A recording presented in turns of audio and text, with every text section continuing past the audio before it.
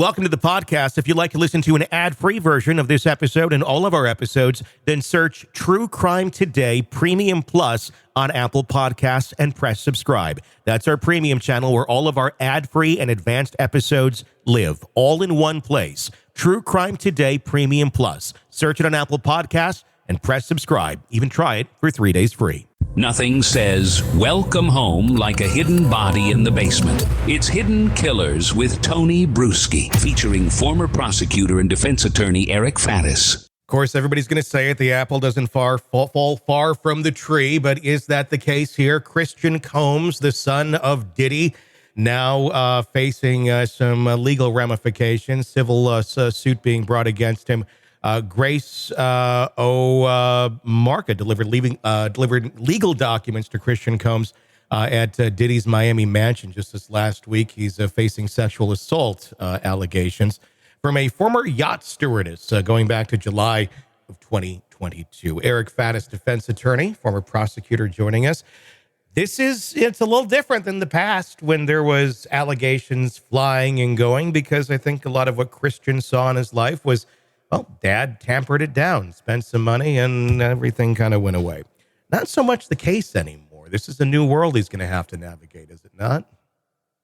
Yeah, I mean, this is a bit unusual. I didn't quite see this coming.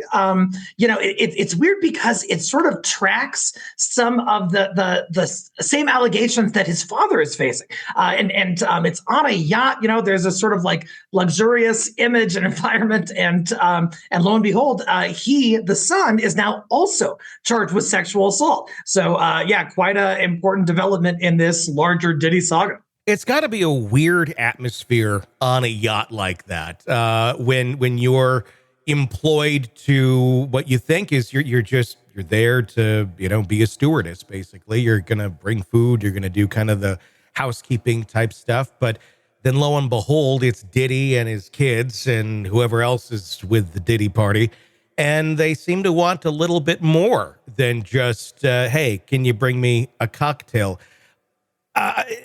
I'm just wondering what life is like for someone in this sort of a situation where you're going into a job like this.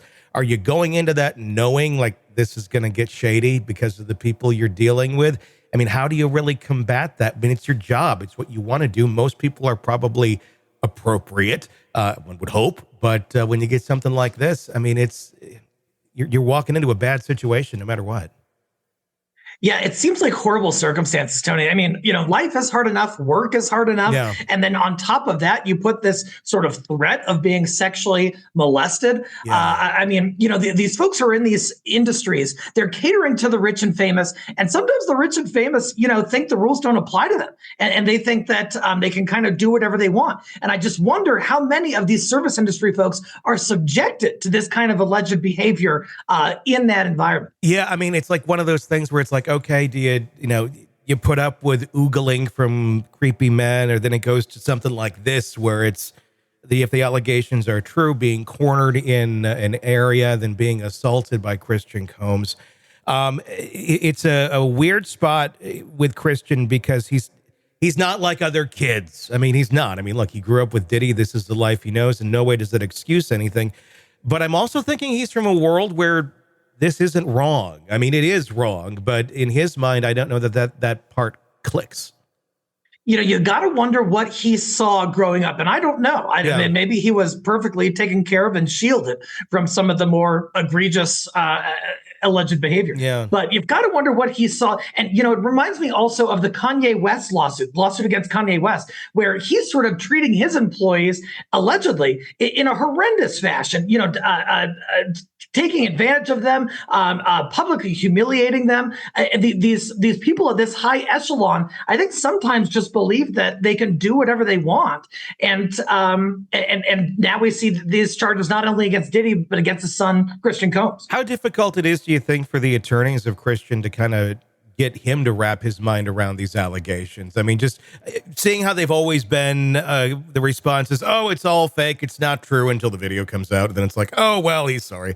And if this is all you know, I don't know that Christian thinks he's probably did anything wrong. If this is, I mean, that's got to be a difficult one to try and get your client under control and under wraps, because they could screw it up very quickly in the public eye just by being out there.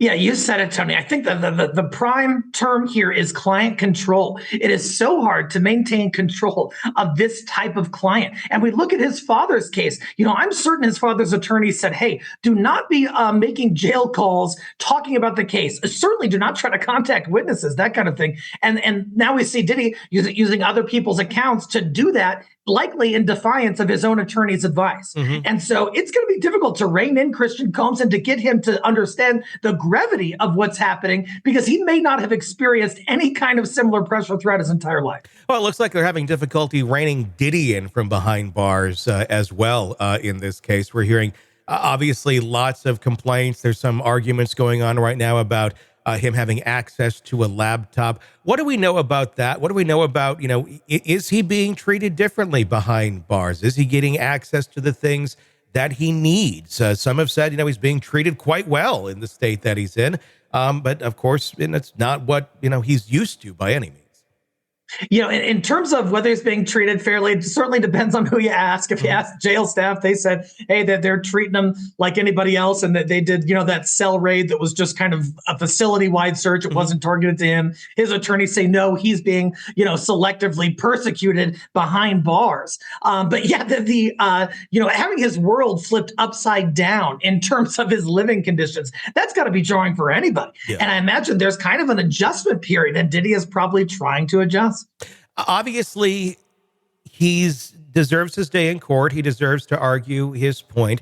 There's been some shade thrown towards him about his kids and the birthday video, and that it was all kind of a ploy to humanize Diddy, to make him look more like a family man, which I guess if you're in that situation, that's what you're going to want to do no matter what. But it's being looked at as a stunt and taking advantage of innocent victims.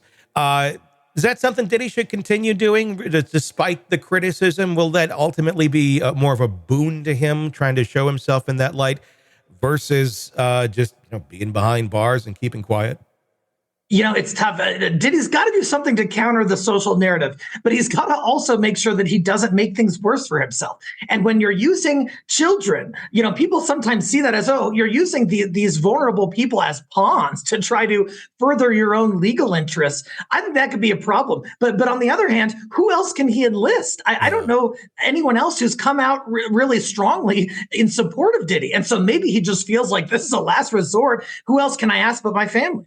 Well, I mean, there's so many cases where we see family stand up in support, and even if the person is quite a monster, so it's not shocking, I think, that you're going to see their kids or his kids come out and be behind him. It's their dad. It's all they know. I mean, to accept that some of these allegations are true is got to be somewhat mind-boggling for any of them. But here we sit, waiting for the trial date, probably more superseding indictments, though, before we actually hit trial. I know they're saying, was it early next year, supposedly, for it? But yeah, I'm kind of guessing that's not going to take place. May 5th of 25 is when it is set for. How much more do you think we're going to see come down the pike here before the end of the year? Do you think we're going to see a slowdown in some of the Diddy allegations with the holidays coming about? Maybe wait till people are more in tune with what's going on, if that's the prosecution's goal, for people being aware of this slow Christmas? Or are we going to see some bombshells drop before the holidays? I think there are two developments that have bearing on the issue. One is that a little while back, not too long ago, after the case had been filed, the prosecutor reconvened the New York federal grand jury, which often means they're taking more evidence, which could mean more charges. On the other hand, the lead federal prosecutor in this district, I think it's the Southern District of New York, actually resigned recently. And so is that going to result in some kind of sea change? Or is defense going to somehow try to use that to their advantage, have new eyes looking at the case, and a new person with whom to negotiate? That is making me wonder a little bit with all these changes that are coming about. I mean, you look over at the Menendez case. I mean, obviously it's a very different case, but you have a different AG over there that's taking a look at things. you get a new person in power, you get new investigators in power, they may have a different take on things. Hopefully they're there to take a look at the wrongdoings, and it's not like, oh, hey, your buddy's in power now. And in no way am I saying that. But could we have some dramatic shifts in this case? I mean, could this completely go in Diddy's direction if a new investigator, a new prosecutor comes in and says, I think maybe we should back off? Anytime there is a new prosecutor, there's a chance for the tides to turn. Like you said, there'll be a new person looking at the case, and that person might have different priorities for their office. They might have a different agenda that they want to pursue. They may have different types of crimes that they want to focus that office's resources on, although that office has massive resources. So could that be at least an opportunity for defense to try to gain some leverage, to try to turn the tide a little bit in their favor? Certainly they're going to try it. I think the question everybody's going to be asking, because this cases like this, you have a lot of high profile people involved beyond Diddy that we do not know the identities of as of yet, is, what can happen between now and then, now in the court, in terms of that information coming out, in terms of information being stopped, in terms of who could be a roadblock. I don't know any of these people that are coming in yet. I mean, just from the surface, do you see anything here that potentially could be a roadblock coming up for any of the new characters added to this story?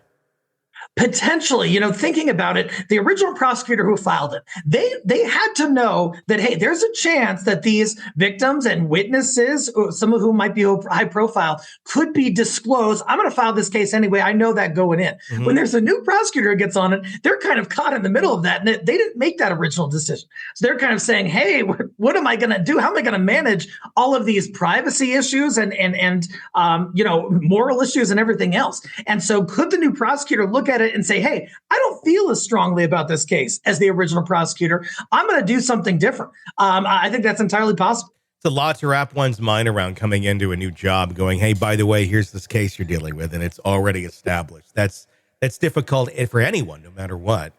So it'll be fascinating to see where this goes here as we get into the beginning of 2025. Welcome to the podcast. If you'd like to listen to an ad-free version of this episode and all of our episodes, then search True Crime Today Premium Plus on Apple Podcasts and press subscribe. That's our premium channel where all of our ad-free and advanced episodes live, all in one place. True Crime Today Premium Plus. Search it on Apple Podcasts and press subscribe. Even try it for 3 days free. You're neck deep in a dark, twisted tale, and just as the tension peaks, bam, a commercial about some miracle diet pill breaks the spell. It's like finding a fly in your soup after the first bite. But here's the fix. True Crime Today Premium Plus on Apple Podcasts. You get to enjoy your crime stories without the junk. Ad-free episodes, extended interviews that go beyond the surface, and early access to all the gruesome details. It's like swapping out a can of cheap beer for a glass of fine whiskey. So search for True Crime Today Premium Plus on Apple Podcasts. Subscribe and keep the darkness flowing uninterrupted.